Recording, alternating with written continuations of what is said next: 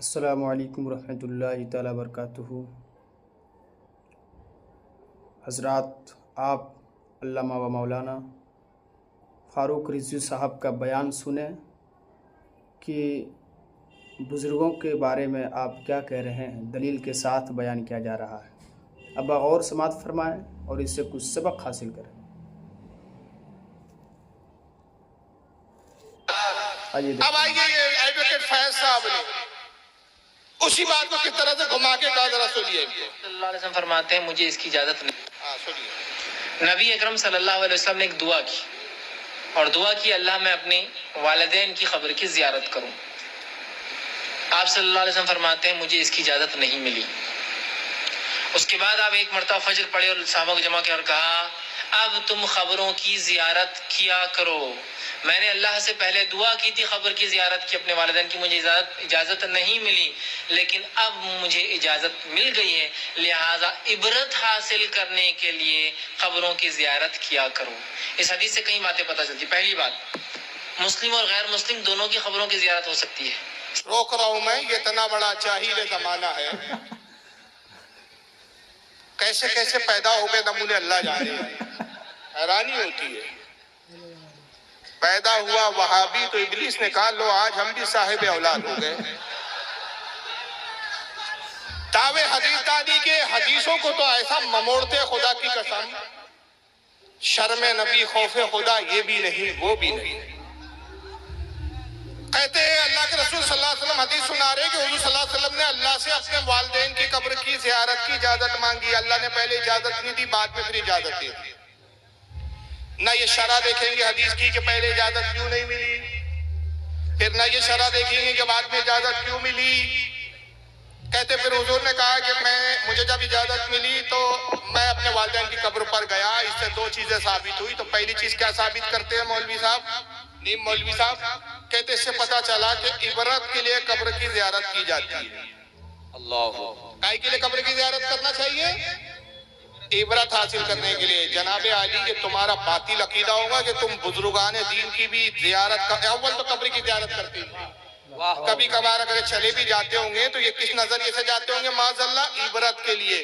ہمارے اہل سنت کا عقیدہ یہ ہے کہ عام مسلمان کی قبر بھلا عبرت کے لیے آپ زیارت کر سکتے، لیکن انبیاء اور اولیاء کی قبر کی زیارت عبرت کے لیے نہیں بلکہ برکت کے لیے کی جاتی ہے۔ سبحان اللہ، زندہ باد زندہ باد۔ اور دلیل سن لیجئے، صحیح مسلم کی حدیث ہے، آقا کہتے ہیں میں معراج پر نکلا، جبریل نے روک دیا کہ یا محمد رکیے، محمد صلی اللہ علیہ وسلم اے جبریل کیوں رکوا رہے ہو، مجھے تو معراج پر جانا ہے، دیدار خدا کرنا ہے۔ عرض کرتی یا رسول اللہ دیکھ نہیں رہے موسیٰ کی قبر ہے، موسیٰ کی قبر کی زیارت کیجئے۔ سبحان اللہ، زندہ باد۔ اب آقا کی حدیث کے الفاظ ہے، صحیح مسلم کی حدیث ہے یہ، آقا فرماتے ہیں مررت علی قبر موسیٰ وہو قائم یصلی، میں موسیٰ کی قبر پر آیا، دیکھا موسیٰ اپنی قبر میں کھڑے ہیں اور نماز پڑھ رہے ہیں۔ سبحان اللہ، سبحان اللہ۔ بتائیے جو قبر میں زندہ ہو نماز پڑھ رہے، اس سے عبرت حاصل کی جائیں گی کہ اس سے برکت حاصل کی جائیں گی؟ لیکن یہ آئے کہ اعتراض کریں گے کیا رسول اللہ کو برکت کی ضرورت تھی؟ نہیں، رسول کو برکت کی ضرورت نہیں تھی، رسول ہمارے لیے سنت بنا رہے تھے۔ جبریل رکوا کے زیارت کروانا سنت بنا رہے تھے، جبریل نے روکا رسول کو، نبی قبر پر رکے تاکہ عقیدہ سنیوں کو مل جائے کہ بزرگان دین کی قبر کی زیارت کروانا جبریل کی سنت ہے اور بزرگوں کی قبر کی زیارت کرنا مصطفیٰ کی سنت ہے۔ سبحان اللہ، زندہ باد زندہ باد۔ تو عبرت کے لیے نہیں ہوتی۔ یہ کیا کہہ رہے ہیں معاذ اللہ، رسول اللہ کے والدین کی قبر کی زیارت کس لیے کرنے گئے رسول اللہ؟ عبرت کے لیے۔ اب دوسری چیز کیا ثابت ہوتی ہے؟ ان کی زبانی سنیے۔ میں نے اپنے والدین کی، اس لیے کہ آپ نے کیا کہا، میں نے اپنے والدین کی قبر کی۔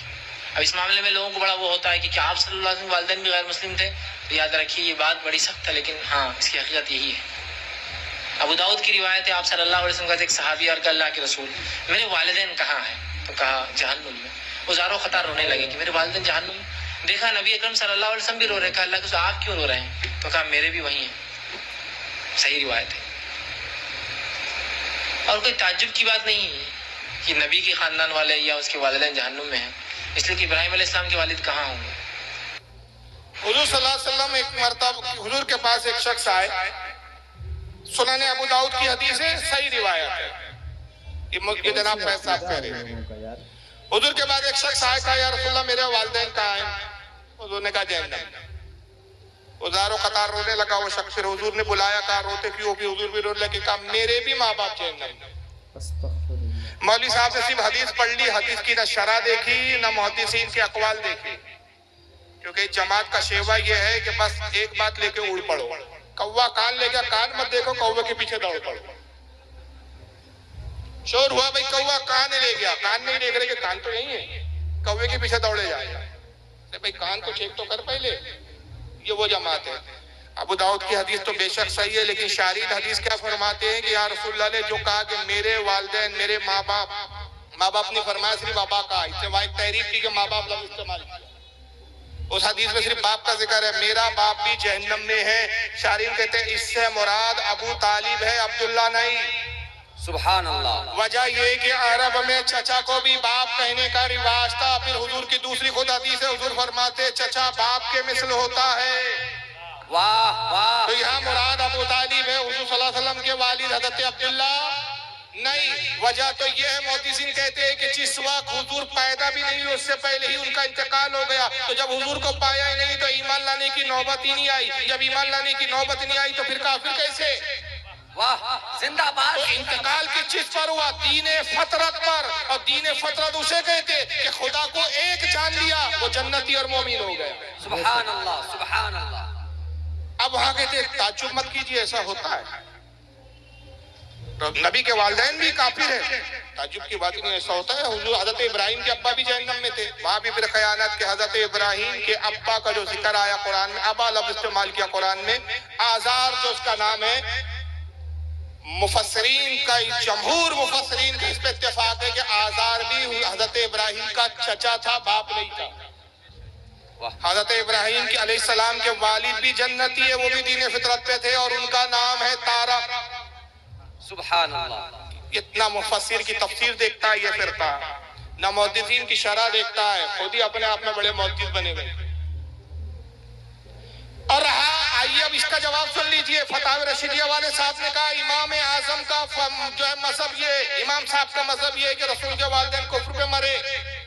انہوں نے تحقیق کرنا گوارا ہی نہیں کیا کہ وہ کس کتاب میں لکھا۔ اول تو جس کتاب میں یہ لکھا ہے وہ امام اعظم کی اصلی کتاب نہیں ہے، بلکہ امام اعظم کی طرف منسوب ہے۔ اس کتاب کا نام ہے الفقہ الاکبر، امام اعظم کی کتاب منسوب ہے۔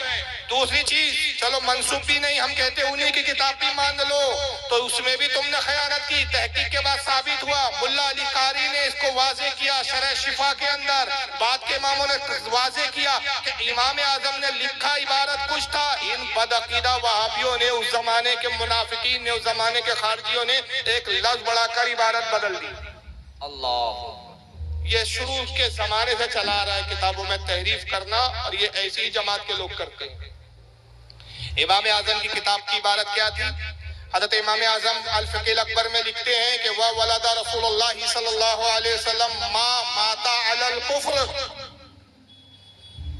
اب یہاں ایک ہی لفظ ہے مَا مَاتَ عَلَى الْكُفْرِ، ماں نفی کے لیے آتا ہے۔ ترجمہ یہ ہوا کہ رسول اللہ کے ماں اور باپ ہرگز کفر پر نہیں مرے۔ واہ سبحان اللہ۔ تو ماں کو اڑا دیا اور کہہ دیا ماتا کفر، تو ترجمہ بن گیا کفر پر مرے۔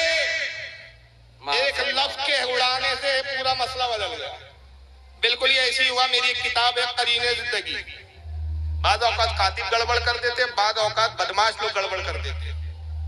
قرین زندگی میں یہ ازواجی زندگی پر ایک کتاب ہے میری، بڑی مشہور کتاب ہے، اور ہزاروں لاکھوں کی تعداد میں اب تک چھپ چکی ہے، لوگ پڑھ چکے ہیں، اب آج بھی چھپتی ہے، 3-4 زبانوں میں ترجمہ ہو چکا ہے، حتیٰ کہ ہمارے پڑوسی ملکوں میں بھی وہ کتاب چھپتی ہے۔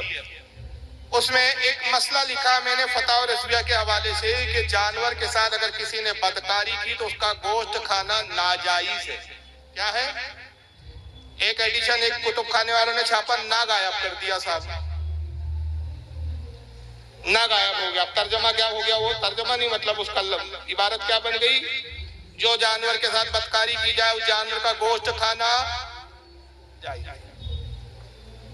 مجھے کئی علماء کرام کے، مفتیان کرام کے فون آنے لگے، بھائی کیا لکھ دیا؟ میں نے دیکھا بھائی سارے ایڈیشن میں تو نہ لکھا ہے، تو پتہ چلا ایک ہی صاحب نے کارستانی کی۔ پھر بولا گیا بھائی انہوں نے نہ یا تو بدماشی سے ہٹایا ہے اللہ جانے یا کاتب سے غلطی ہوئی ہے۔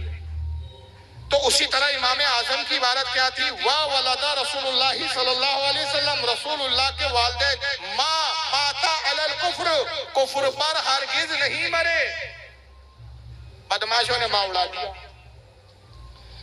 اور یہ نہ دیکھا کہ کتنے محدثین ہیں جنہوں نے امام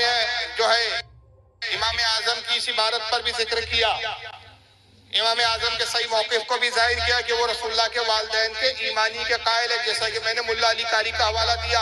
امام جلال الدین سیوطی نے 6 رسالے لکھے کہ رسول اللہ کے والدین مومن تھے، اعلیٰ حضرت نے خود 2 یا 3 کتابیں لکھی۔ میں صرف 2 روایتیں آپ کو سنا رہا ہوں اور بات آگے بڑھا دوں گا کہ رسول اللہ کے والدین 2 بھی نہیں، ایک ہی سنا رہا ہوں، وقت بچانا ہے کیونکہ آگے بہت لمبی منزل ہے میری۔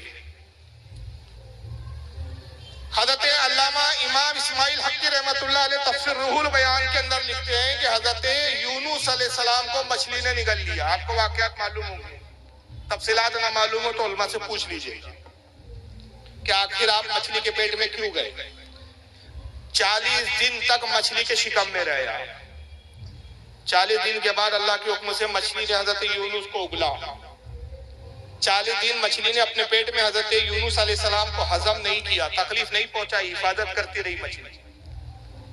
اللہ تعالیٰ نے مچھلی کو مخاطب کیا اور ارشاد فرمایا کہ اے مچھلی، تو میرے نبی کو 40 دن تک اپنے شکم میں لے کر دریا میں گھومتی رہی، حفاظت کرتی رہی، بتا انعام کیا چاہتی ہے؟ مچھلی نے بڑے ادب سے عرض کیا، مولا میں نے سنا ہے کہ تیرے آخری نبی تمام انبیاء کے سردار تشریف لائیں گے تو ان کو جنت میں ایک نہر کوثر دیں گا، جو جنتی اس کا پانی سے سیراب ہوں گے۔ اے رب قدیر، اگر تو انعام دینا چاہتا ہے کہ میں نے تیرے نبی کی حفاظت کی اور 40 دن پیٹ میں رکھا، تو انعام یہ چاہتی ہوں کہ مجھے جنت میں نہر کوثر میں ڈال دے۔ امام اسماعیل حقی کہتے ہیں اس مچھلی کو نہر کوثر میں ڈال دیا۔ اے عزیز غور کر، جس مچھلی کے پیٹ میں حضرت یونس 40 دن رہے، وہ مچھلی جنت میں جاتی ہے۔ جس شکم میں یونس کے بھی آقا 9 ماہ رہے، وہ کافروں کے جہنم میں کیسے جا سکتے؟ نعرہ تکبیر، نعرہ رسالت۔ کون سا سب بچوں یار کیسے عقیدے رکھتے ہیں یہ لوگ کہ نبی کے ماں باپ کو جہنمیہ بولتے ہیں۔ لا حول ولا قوة۔ ایک اگر ہم لوگوں کے ماں باپ کو کوئی کافر کہہ دے تو برداشت نہیں ہوتا، یہ سرور کائنات کے ماں باپ کو کافر کہہ رہا ہے۔ آپ لوگ ان لوگوں سے دوری بنائے رکھیں۔